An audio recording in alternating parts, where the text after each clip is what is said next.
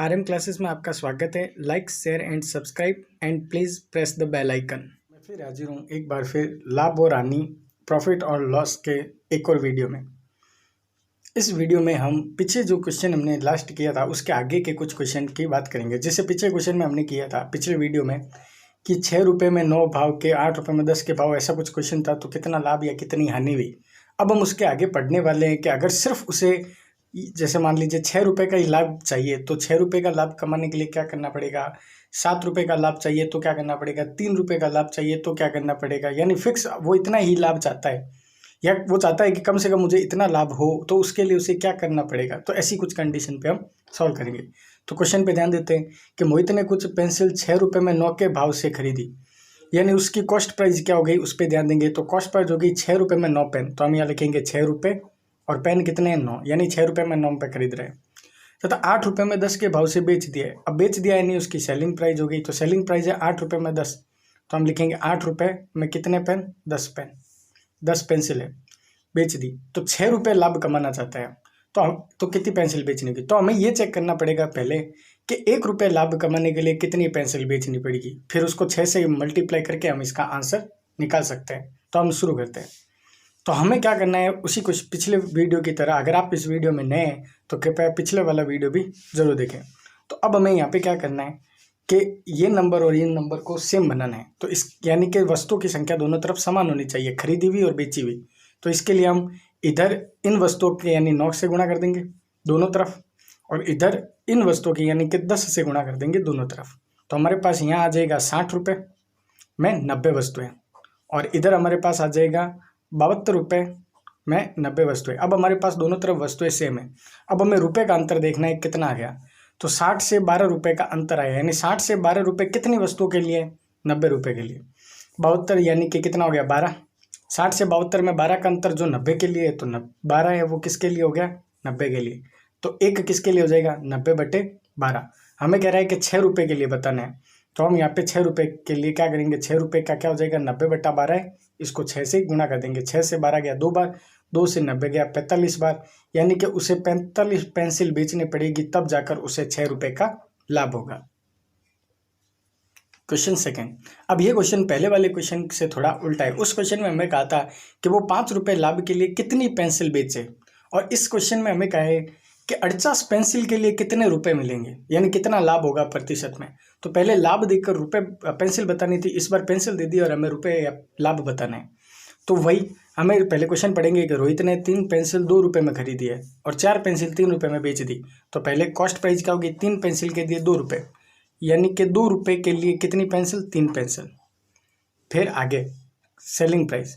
तो selling price में क्या हमें बोला है कि 4 पेंसिल 3 रुपये के लिए, यानी 3 रुपये के लिए कितनी पेंसिल होगी, 4 पेंसिल होगी। अब हमें दोनों तरफ नंबर क्या करना है, समान करना है। तो हम 4 की गुणा यहाँ दोनों तरफ करेंगे, इन वस्तुओं की गुणा यहाँ करते हैं और इन वस्तुओं की गुणा इधर करते हैं। तो 3 की दोनों तरफ गुणा करेंगे, तो 4 की गुणा करेंगे तो ये हो जाएगा 8 रुपये, यानी 8 रुपये में, और 4 से कितना हो गया 12, यानी 8 रुपये में 12 वस्तुएं खरीदी है, और 3 × 3 हो गया 9 रुपये, यानी 9 रुपये में 12 वस्तुएं बेची है। तो हम यहाँ देख सकते हैं कि 8 रुपये से 9 रुपये होने में कितने रुपये का अंतर आ गया, 1 रुपये का। यानी 1 रुपये कमाने के लिए उसे 12 पेंसिल बेचनी पड़ती है। 1 रुपये कमाने के लिए उसे 12 पेंसिल बेचनी पड़ती है। तो हम कह सकते हैं कि 12 अगर पेंसिल बेचनी है तो रुपये कितने कमाने पड़ेगा, 1 रुपये। तो अगर 1 पेंसिल बेचनी होगी तो कितने रुपये कमाने होंगे, तो 1/12। और हमें पूछा है 48 पेंसिल के लिए, तो हम कहते हैं कि 48 अगर पेंसिल उसे कमानी है, तो 48 पेंसिल अगर कमानी है तो कितना होगा, तो 1/12 को हम 48 से गुणा कर देंगे। तो 12 से 48 गया कितनी बार, 4 बार। तो यहाँ पे हमारे पास आ जाएगा 4 रुपये, यानी 48 पेंसिल कमाने के लिए उसे 4 रुपये मिलेंगे। 48 पेंसिल बेचने पर उसे 4 रुपये का लाभ होगा। Next question. अब ये क्वेश्चन ज़्यादा इंपॉर्टेंट है कि उसकी इसमें 2 अलग अलग तरीके के पेन खरीद कर फिर उनको एक ही दाम पर बेच रहे हैं। जैसे पहले 8 रुपये में 10 के भाव से खरीद रहा है, फिर 4 रुपये में 6 के भाव से खरीद रहा है, और उसके बाद उन्हें 6 रुपये में 8 के भाव से बेचता है। तब हमें बताना है कि कितना लाभ हो रहा है और कितनी हानि हो रही है, उस कंडीशन में बताना है। तो यहाँ हम इसको सॉल्व करेंगे। तो हम इसके लिए पहले कॉस्ट प्राइस को सॉल्व करेंगे, कॉस्ट प्राइस क्या होगी। तो देखिए ये क्या कह रहा है क्वेश्चन, ये कह रहा है कि 8 रुपये में 10 के भाव से पेन खरीदे और उतने ही पेन 4 रुपये में 6 के भाव से खरीदे, यानी 2 बार पेन खरीदे, 8 रुपये में 10 और 4 रुपये में 6, और उसके बाद सभी को 6 रुपये में 8 के भाव से बेच दिया, यानी इनको भी 6 रुपये में 8 और इनको भी 6 रुपये के 8 के भाव से बेचा। तो हमें बताना है अंत में लाभ होगा या हानि, जो भी होगा उसका प्रतिशत हमें ज्ञात करके बताना है। तो हम यहाँ सॉल्व करेंगे सबसे पहले तो 8 रुपये में 10 पेन, तो ये पहला वाला कि 8 रुपये में पेन कितने हो गए 10। फिर ये दूसरा वाला कि 4 रुपये में कितने खरीद रहा है 6, ये दोनों ही कॉस्ट प्राइस गए, तो 4 रुपये में कितने खरीद रहा है 6 खरीद रहा है। तो पहले अब हमें यहाँ क्या करना पड़ेगा, हमें इन दोनों को बराबर बनाना पड़ेगा एक ही तरफ के, बाद में हम दूसरी तरफ लाके फिर उसको फिर बराबर करेंगे। तो इन दोनों को बराबर बनाने का तरीका क्या है, वही तरीका है कि यहाँ जो वस्तु है उसे ऊपर मल्टीप्लाई कर देंगे और यहाँ जो वस्तु है उसे नीचे गुणा कर देंगे। जैसे अब हम इनको गुणा करते हैं तो यहाँ 6 है तो 6 की गुणा कर देंगे ऊपर, और ऊपर 10 वस्तु है तो 10 की गुणा कर देंगे हम नीचे। तो हम 6 की गुणा करते हैं तो 6 × 8 हो जाएगा 48, यानी 48 रुपये में। 10 × 6 हो गई 60 वस्तुएं। 10 की गुणा यहाँ कर देंगे तो 4 × 10 हो गया 40, यानी 40 रुपये में कितनी होगी 4 10 हो गया 60। हमारे पास दोनों तरफ अब वस्तुएं समान हो चुकी है। अब हम इनको जोड़ते हैं तो 40 और 48 कितने हो जाएंगे, तो वो हो जाएंगे 88 रुपये, यानी कुल 88 रुपये हो गए। इनको और इनको प्लस करना पड़ेगा, तो 88 रुपये में 60 और 60 कितनी वस्तु हो गई 120 वस्तु हो गई, यानी हमारा कॉस्ट प्राइस का वर्क है वो कंप्लीट हो चुका है। अब हम सेलिंग प्राइस की तरफ चलेंगे। तो 6 रुपये में 8 के भाव से खरीदे, यानी 6 रुपये में कितना खरीद रहा है 8, यानी 6 रुपये में 8 के भाव से। अब हम क्या करें, 8 को किस नंबर से मल्टीप्लाई करें कि हमें कितना मिले, हमें मिले 72, सॉरी 8 को किस नंबर से मल्टीप्लाई करें कि हमें मिले 120 मिले, तो वह संख्या 15 है जिसे 8 से गुणा करने पर 120 आता है। अगर नहीं आता होता तो हम 120 और 8 का जो भी एलसीएम है उसे लेकर एक दूसरे से मल्टीप्लाई करके फिर सॉल्व करना पड़ता, लेकिन 8 से 120 मिल रहा है 15 बार में, तो हम 15 की मल्टीप्लाई इधर भी करेंगे और इधर भी करेंगे। तो 15 × 6 हो जाएगा हमारे पास 90 रुपये, और 15 × 8 हो जाएगा हमारे पास 120, यानी 120 और 120 दोनों तरफ वस्तुएं बराबर हो चुकी है। तो ये 88 रुपये में खरीदता है और 90 रुपये में बेचता है, हमारे पास ये मिला है, यानी हमें साफ पता चल रहा है कि 2 रुपये एक्स्ट्रा है, यानी कॉस्ट प्राइस और सेलिंग प्राइस में 2 रुपये का अंतर है जो ज़्यादा है, यानी हमें 2 रुपये का लाभ हुआ है।